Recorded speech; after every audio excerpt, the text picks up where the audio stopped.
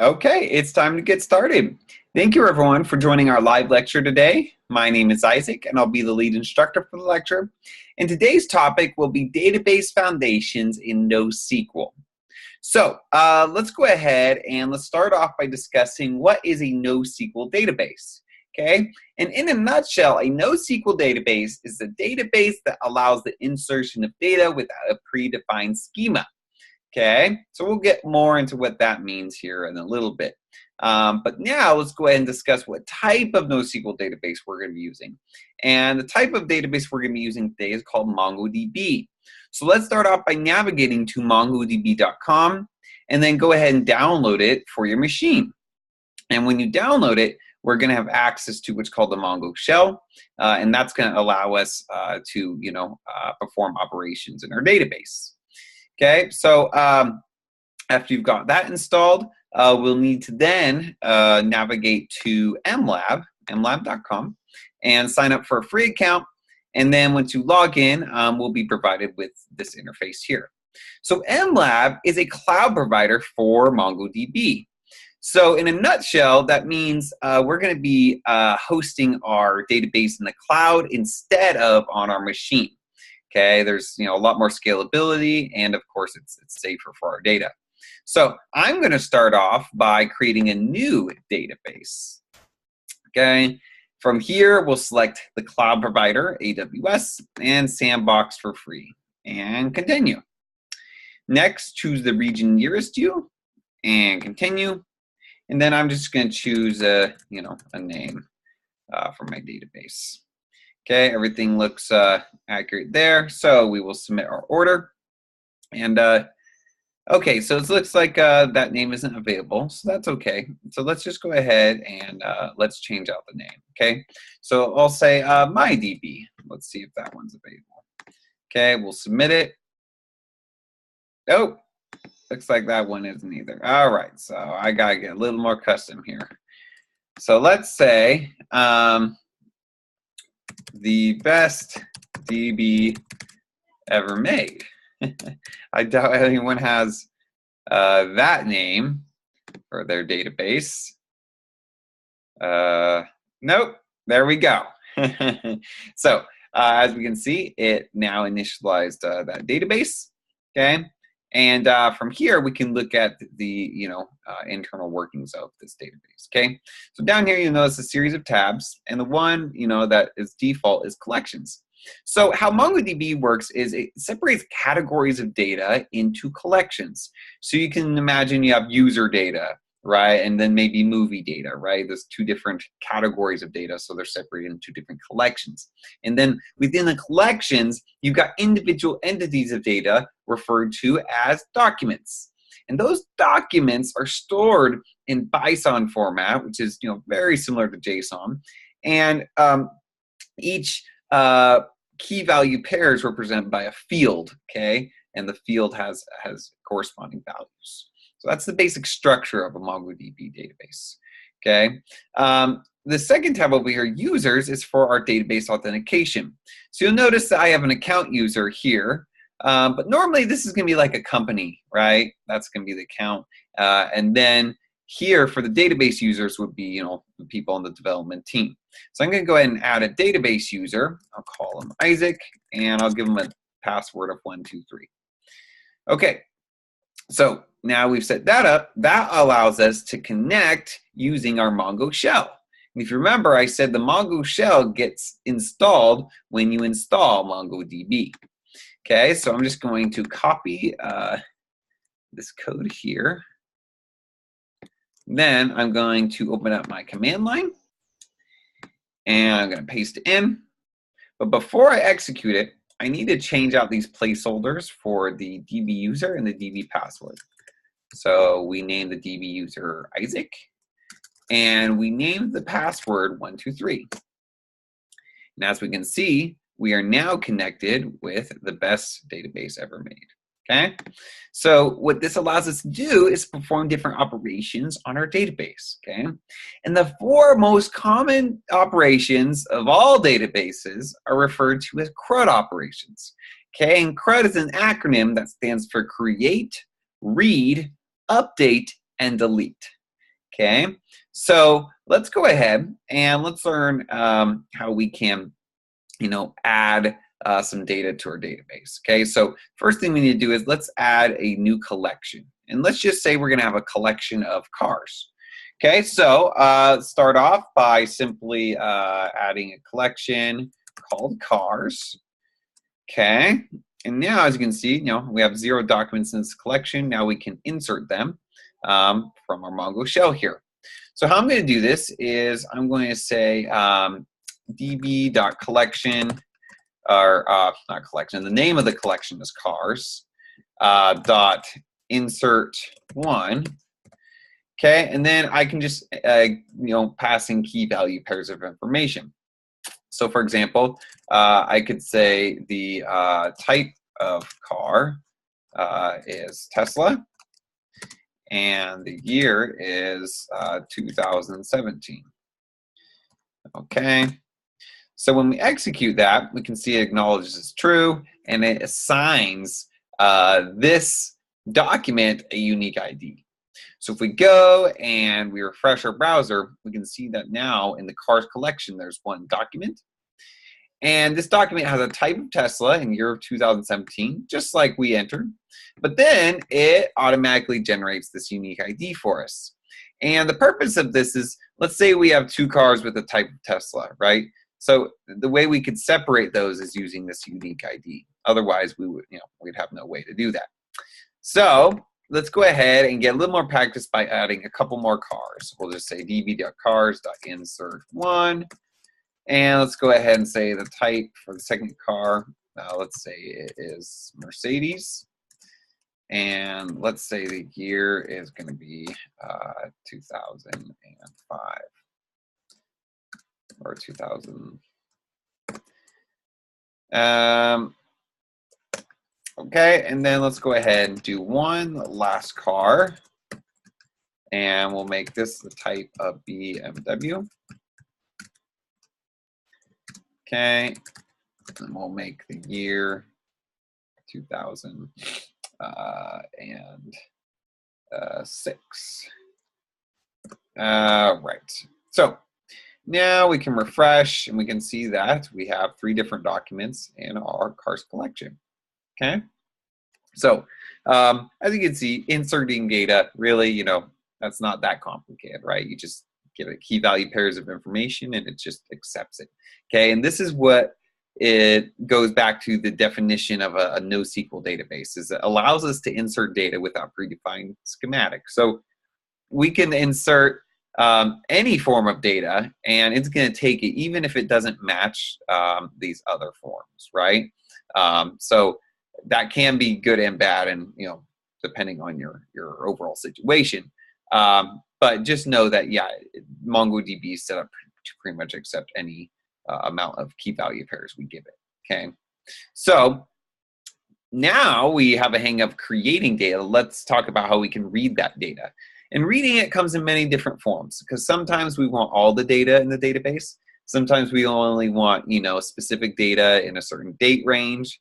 Sometimes we want specific data, that has specific fields on it, right? There's really a lot of different scenarios when it comes to reading from a database. Okay, so let's learn the different queries we can run. Okay, so the first one we're going to learn about is just reading all documents in a given database or a given collection. Okay, so let's go ahead and let's explore that. So we'll just say db.card.find. Okay, and then we're just going to leave this an empty filter. Okay, so if I want, I can find cars by the year or the type, or something to that nature. But in this example, I just want to find all cars. Okay, so as you can see, it returns all those willy-nilly to me by using this find method here, right? And this is how we can retrieve all the documents in a given collection. Okay, so now let's go ahead and talk about how we can get documents out of a collection using equivalence. So, for example, let's say we want all the cars whose type matches Tesla. So how we could do this, we'll say db.cars.find. And then we're going to go ahead and pass in type, and then we'll pass in another bracket here, and we'll say equal to, and we'll pass in Tesla as the value. Okay, so when we execute that, we can see that we only get one car returned, right? And that is the car whose equivalence matched Tesla for the type. Okay, so next, let's go ahead and explore how we can find documents using comparison operators. Okay, so I'm going to go ahead and use the years here, right? And so I'm going to find all cars greater than the year 2005. Okay, so how I can do this, I'll say db.cars.find. Okay, and then we will pass in the year here. We'll pass in the greater than operand. And then we'll pass in the year 2005. Okay, so as we can see, this time we only get 2 cars returned. And that is the car with the year 2006 and a car with the year 2017. However, the Mercedes was not returned because it has a year of 2000. Okay, so that's how we know it's working, because it's filtering by greater than. In the reverse, aspect of it, we can use less than as well. So let's go ahead and do that. So we'll say db.cars.find. Let's say we want to find all cars less than 2005. So how we could do this is we will say the year is less than 2005. And you can see with this query, we only get one document returned. And that is the Mercedes, because it's the only car whose year is less than 2005. Okay? So that's how we can use comparison operators to look up documents. Next, let's discuss how we can use logical operators to create more compound queries. Okay, so let's say we want to find a certain range. So let's say we want to find all cars greater than 2005 but less than 2010. So how we can do this using a logical operator is we can use the AND operand. So we'll say db.cars.find, and we'll pass in bling AND. Okay, and then we'll do an array of expressions. Okay, so I'm going to say the year is greater than 2005. Okay. And the year is less than 2010. Okay, then we'll close our array here.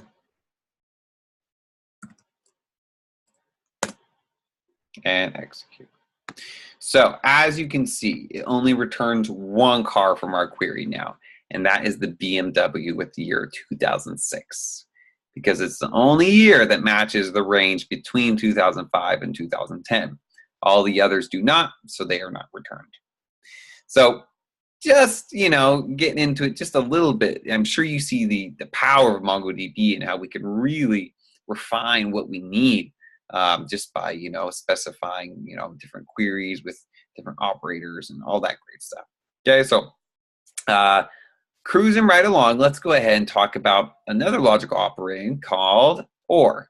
Okay, so sometimes maybe we're going to be looking up one value or another, and maybe we don't care which one we get. Okay, so how we can do this is we could say db.cars.find, and then we'll pass in the OR operand.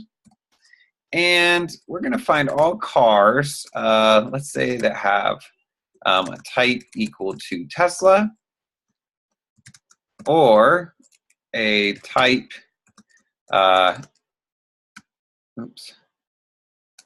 let's say type equal to Tesla. Okay, and then let's do if the type is equal to BMW. Okay, so we'll close our array.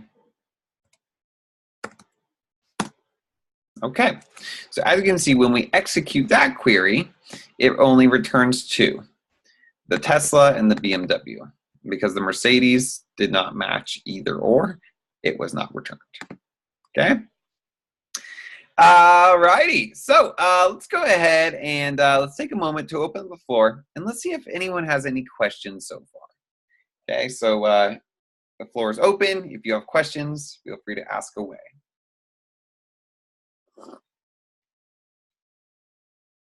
Okay, nothing so far. Okay, well, let's go ahead and continue then. Next, let's go ahead and let's talk about projections. Okay, so oftentimes documents can get rather large. Okay, and so that means the more requests, the more queries hitting our database, the larger the documents are, the more it's going to weigh down our performance. So common practice is to set projections when we only need specific information from a document and we don't need the whole thing.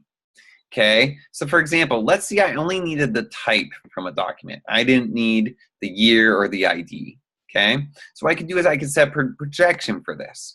So how I can do this is I'll say db.cars.find. I'll pass in an empty filter. And I'm going to say type equals 1. Okay. So as you can see, now it leaves out the year, right? It only returns the type. And by default, it's going to return the ID too, because we're going to need that most of the time. But if for some reason you don't want the ID and you really only want to get the type from it, we can easily do that by setting up another projection. In this projection, I'm going to say type equals 1, comma, and then for the underscore ID, I'm going to put 0. Okay, and 1 means true and 0 means false. So we'll go ahead and close this off. And as we can see now, it's only returning the type off of those documents, right? And not the just entire data set itself. So once again, that's referred to as a projection. Moving right along, let's go ahead and cover the rest of our CRUD operations. We've already talked about how we can insert and create data, and also many different ways we can read that data. And now let's discuss how we can update and delete it. Okay, so let's say we want to update our Tesla that's in our database from the year 2017 to the year 2018. So how we can do this is using the bling set operand. So we're going to go ahead and say db.cars.find, not .find, find by ID and update. Okay, first thing we're going to pass in is the bling set operand. Okay, and then we're going to set the value of the year for the given. Oh wait, let's reverse there. I'm thinking of the wrong thing here. I'm thinking of the actual coded syntax, not the shell here. Let's reverse. Okay, so let's say update 1. And then, yeah, first thing we'll do is we'll pass in what we're updating. Okay, so we're going to update the car that has the type equal to Tesla. Okay, and then we'll use set to set the value of the year to 2018.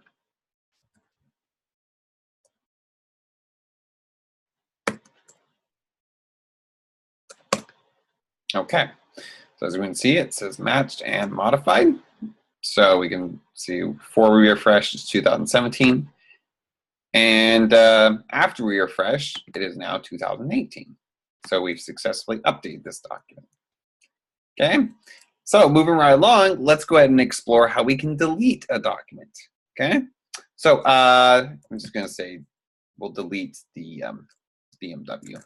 So let's say db.cars.delete one, or it's not delete, it's remove. No, it's delete. Delete one, that's right. Okay, and we'll delete car with the type of BMW. Okay, as you can see, it's deleted count one, acknowledged.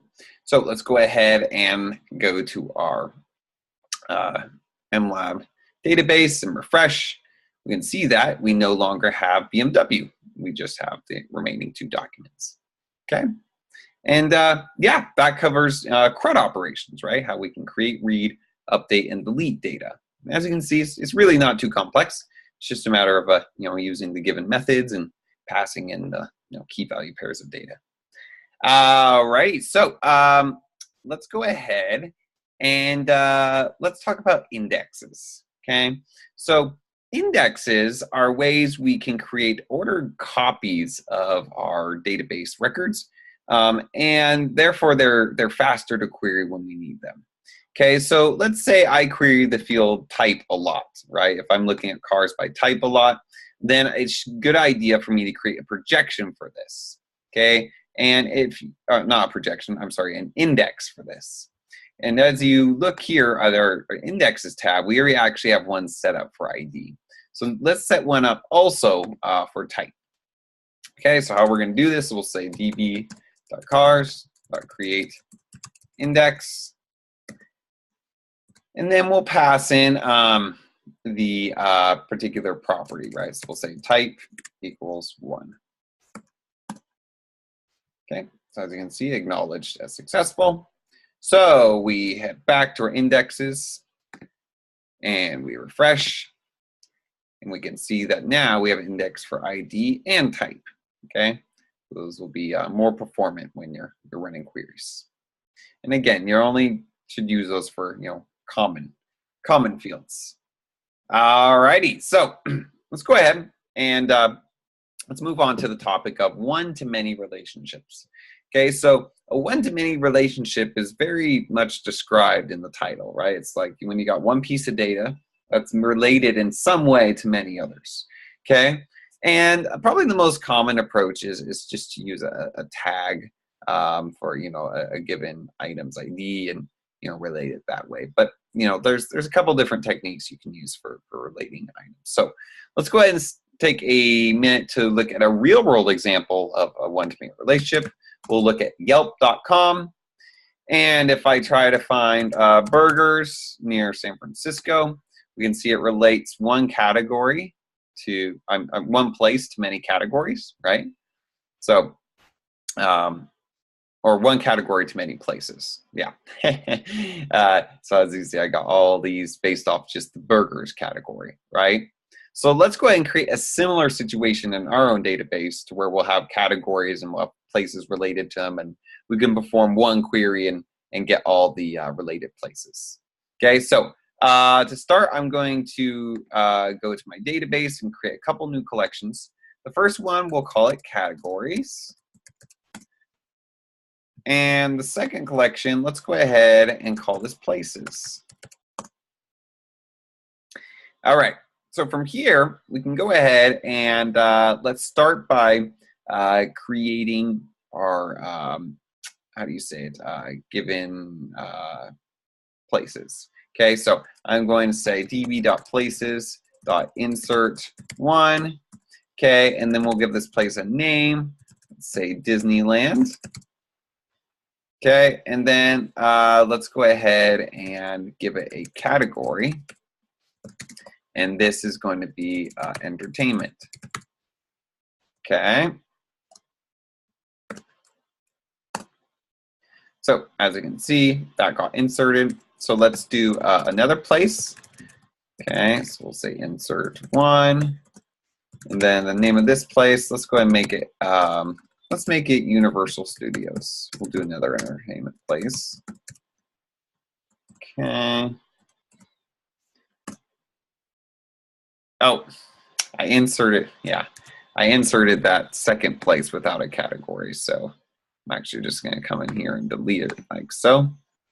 Okay, so let's try that again. I'll say db.places.insert one, and from there, we'll go ahead and place in the name, which is Universal Studios.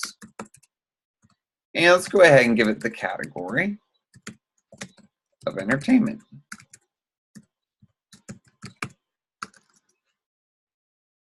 Entertainment. Okay. So if we go to our database, we can see that, we got a couple different places. Both of them are entertainment category. So let's go ahead now and let's just go to our, or let's create one more place, and let's make it different from this, this category. So let's make a food category. So we'll say db.places.insert one, and we'll say name, Outback Steakhouse. Okay, and then the category, let's make this a category of food. Okay, so if we come back and refresh, we can see that we got 3 different places, 2 with the same category, 1 with its own. Okay, so now what we can do is we can create our categories and relate them to these places by storing all the IDs. So for example, I'm going to say db.places.insert one. Oh, not places, I'm sorry. Categories is what we're creating now. Categories.insert one. We'll start with the category name, which we have 2, entertainment and food. Okay, and I'm going to just place a places array, which has the ID of all the entertainment places. I'll just grab those 2. Close that, close that, close that. Okay, so now we can create the other category for food. So we'll say db.categories.insert one, and we'll put name for the category is food, and places, the category is just going to be this one for Outback Steakhouse. We'll pass that in like so, and we'll close this up. And as we can see, we have all of our categories created, right? And so if we go back to our database here and we look in categories, you can see that, each of these has, the given places. Okay, so now we've created a very much one-to-many relationship, just like Yelp has, right? So now I can run one query and get all the places related to a given category without having to do 2 queries to figure out that information. So for example, let's find all the places related to food. So I could say db.places.find, okay, that have a category equal to food. Okay, and as you can see, it goes out and finds the Outback Steakhouse and returns it. So now we can do the same thing with finding the other category, right? Our entertainment. So we'll say find category entertainment. Okay, and as you can see that time, it returns 2 documents, right? That are related to the entertainment. And using code, we could easily display these on a browser and, have our search up and running. Okay, so that about covers it. Let's go ahead and open the floor again to see if anyone has any last questions before we end today. Okay, the floor is open. Feel free to ask away.